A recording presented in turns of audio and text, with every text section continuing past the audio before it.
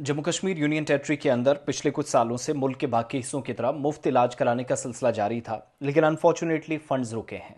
और ये फंड्स इस साल यानी मौजूदा सेशन के दौरान करंट फाइनेंशियल ईयर जो 2025-26 का है, इसमें प्रधानमंत्री जन आरोग्य योजना या जिसको आप सेहत स्कीम आयुष्मान भारत के तहत जो शुरू की गई, उसके तहत जम्मू कश्मीर को कोई पैसा नहीं मिला, जिस पर बहुत सारे लोगों ने सवालात भी अब खड़े किए हैं।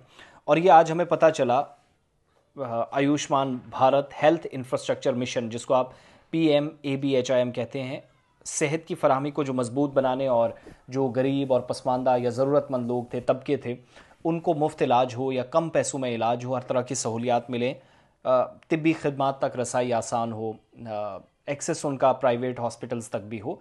इस सारे सिलसिले के लिए आयुष्मान स्कीम के तहत कार्ड्स भी हम और आप सबके पास हैं।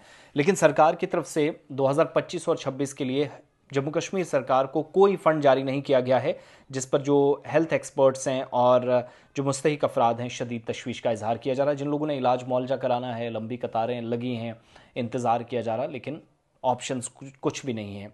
और ये इंकिशाफ कहाँ पर हुआ? एक RTI है, MM शुजा साहब जो RTI कारकुन हैं, उन्होंने सरकार से सवाल पूछा था RTI के ज़रिए, तो सरकार ने जवाब दिया कि आदादोशुमार से पता चला जम्मू कश्मीर के लिए 2020-21 में PM Ayushman Bharat health infrastructure mission के तहत 16.11 करोड़ रुपए जारी किए गए। इसके बाद 2022-23 में 1 करोड़ रुपए, 2023-24 में 44.01 करोड़ रुपए और 2024-25 में 60.44 करोड़ रुपए जारी किए गए। लेकिन डॉक्यूमेंट्स के डेटा के मुताबिक मौजूदा माली साल में 2025-26 के लिए इस मिशन के तहत जम्मू कश्मीर को एक भी रुपया मरकजी सरकार की तरफ से नहीं दिया गया, जो RTI का जवाब मैं पढ़कर सुना रहा हूँ।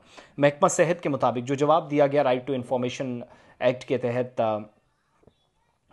या मफाद आमा की जो एक अर्जी कह लीजिए, उसमें जम्मू कश्मीर समेत पूरे मुल्क के अंदर हज़ारों गरीब और जो मरीज़ हैं मुख्तलिफ देही इलाकों में, उन्हें इस मिशन के तहत मुफ्त या रियायती इलाज हासिल होता है। लेकिन अनफॉर्चुनेटली जम्मू कश्मीर के अंदर ये सिलसिला रुका हुआ है।